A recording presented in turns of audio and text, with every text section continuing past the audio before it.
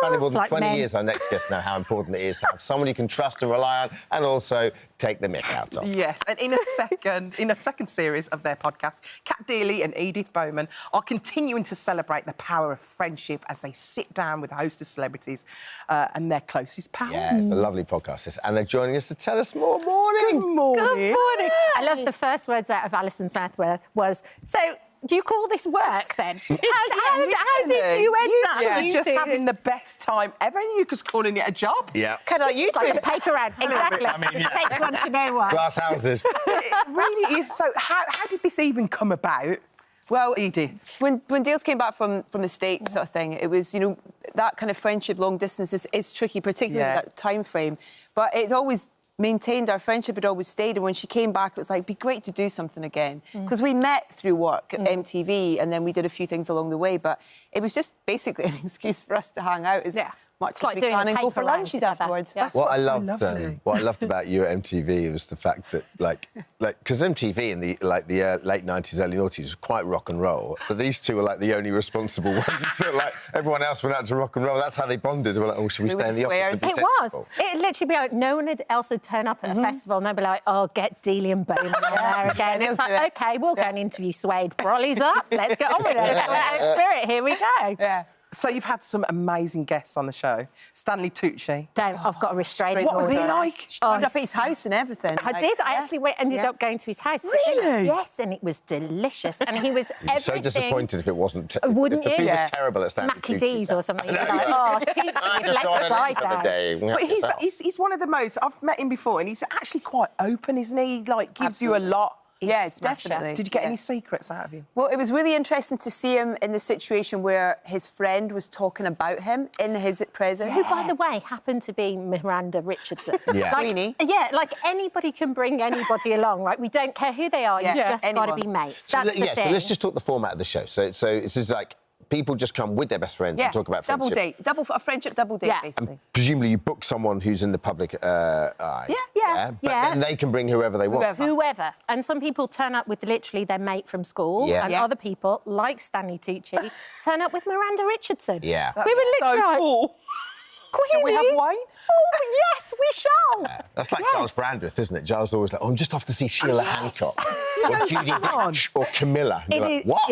Yeah. It's very... Because in that situation, with everybody I think we've had on the show, particularly with the well-known faces, that we think we know them, and, you know, but with that friend being there, whether they're another famous or not, it reveals something because the guard's down, and we're talking about different conversations than they would normally have. Yeah, you can't go into that automatic pilot, and we all do it. Like, when you're doing interviews and things, especially if you're on a PR run, you can very much slip into the same answers, but this is kind of...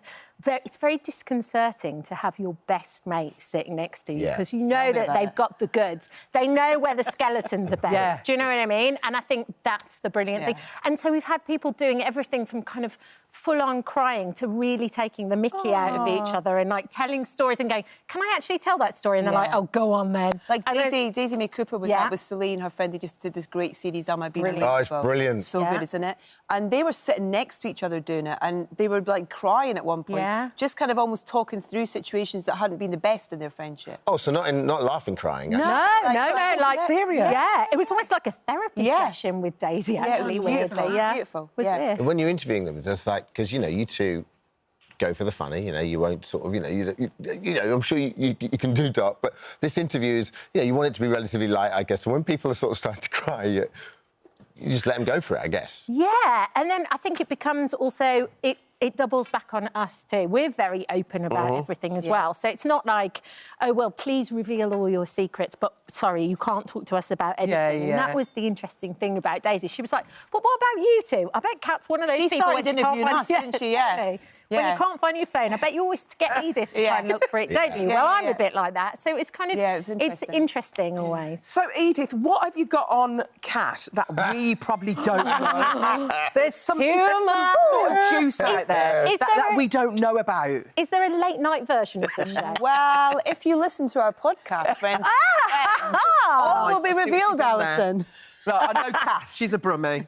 She will tell me something on Edith. Kate. Come on. Kate. All right, Come on, Kate. What have you got on Edith? Listen, that I don't know? there isn't really anything that I can... For this time of day? No, there isn't. mum's Not for watching. right now. Really? No. I mean, there really isn't. We'll get it later. Yeah. You can get I can tell you anything. some stuff on Derms. Now, let me start. To be fair, those two probably know most of it from back in the day, so yeah. They probably do. Do you know what, something you said though? I think is so true, and this is where I guess the the podcast has resonance in that you cannot see your best friends for maybe 10, 15 years, like maybe sporadically, and then you fall back into it, and it's exactly the same. I think that's just universal, isn't it? Yeah, absolutely. And I think that's kind of a sign of a real friend, in all honesty. I don't think you can hothouse friendship. True friendship exists through the passage of time. You go through all different things together. You go through good stuff, bad stuff, heartbreak, whatever it is.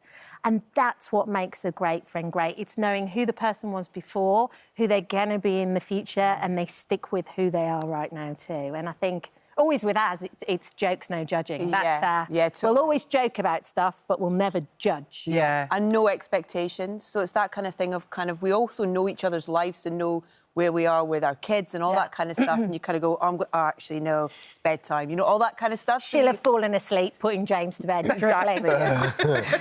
Been there, done that. Yeah. And you two are so busy. Edith, you're just like smashing it at the minute. What are you up to at the minute? I've got the Crown podcast out, which is so much fun to do. I'm off to do Scottish BAFTAs this weekend. Hogmanay. I don't know how you do You it. say more soundtracking. More soundtracking as well, See, this podcast soundtracking is one of my favourite podcasts. It's amazing. Daniel Craig coming on. So essentially, it's sort of movie, music in movies and what inspires people and so forth. There's nothing she doesn't know. No, nothing. No. Sickening, isn't it? I know. Jeez. Stop, guys. It's going to cry. What about you, Kat? How's it going? Can you dance yet? No, Are you of doing that course show? I can't. On a bar, she can. Not on a dance floor.